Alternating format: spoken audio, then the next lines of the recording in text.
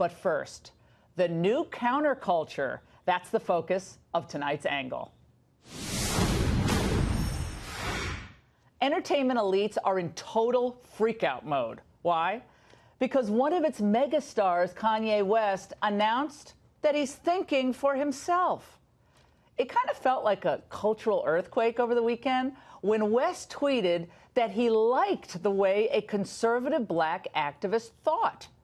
And yesterday, he followed this up with a string of pro-Trump tweets that has the internet exploding.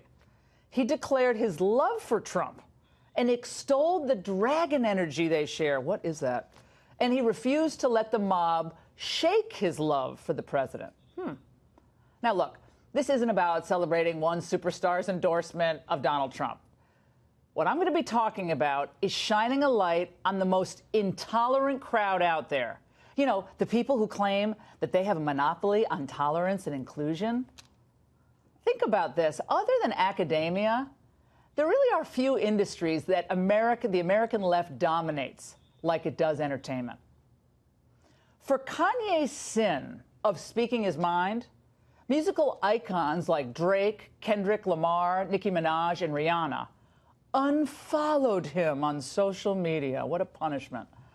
And the reaction from elsewhere on the left was just as pronounced. Two different celebrities desperate for attention and finding ways, whether it's positive or negative, to get it. Now his wife is tweeting back at people basically saying, don't be too hard on my husband. Don't necessarily make it seem like he's going through some sort of mental breakdown, which we know he's had mental health problems. Like, I don't even know what happened here. I think Kanye West just realized he's too rich to not be Republican. I don't even know what it is. We have the right to independent thought, and I independently think that Kanye has lost his mind. Is Steven still in character? I always forget. Look, original thought will not be tolerated by this crowd. And anyone who breaks from the Borg mindset must be shunned or bullied back into the fold. Kanye shared a text exchange with R&B superstar John Legend. Love John Legend. Love his music.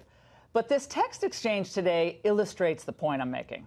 Legend writes, "I hope you'll reconsider aligning yourself with Trump. You're way too powerful and influential to endorse who he is and what he stands for.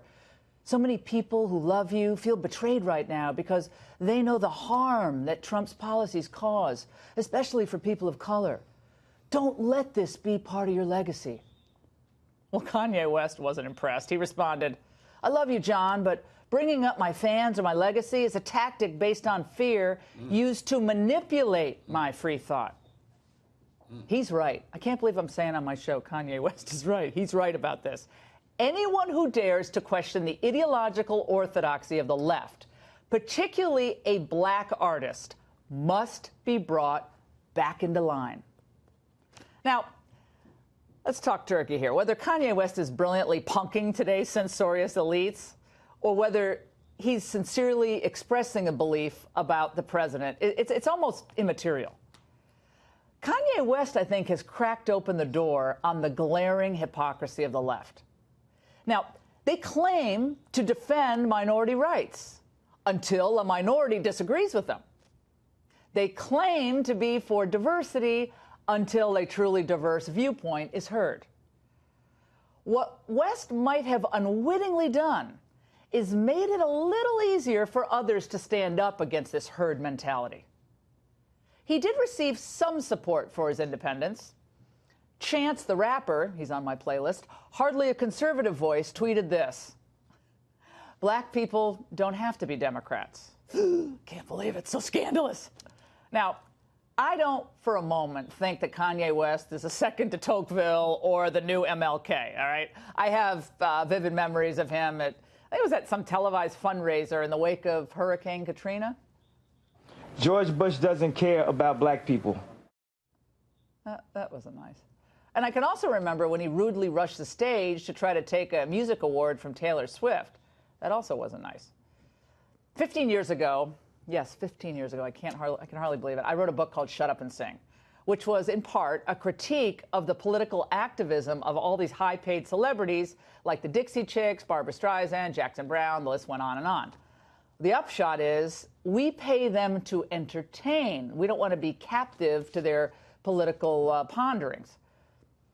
someone who, for some ungodly reason, does get paid to pontificate on politics, her name is Ms. Anna Navarro, tweeted at me today the following. She said, has Ms. Ingraham told Kanye to shut up and sing yet? Or does that only apply to anti-Trump black celebrities? I'll make it clear to you, Anna. It applies to anyone peddling political nonsense while lacking the credentials or experience to do so.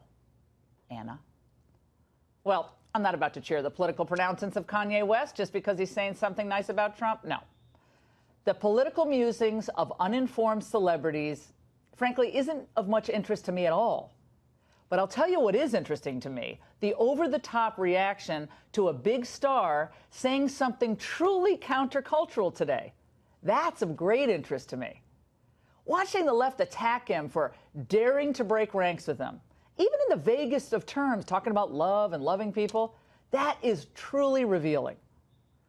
What Kanye West says or does in the days ahead, it's less important than the conversation he started.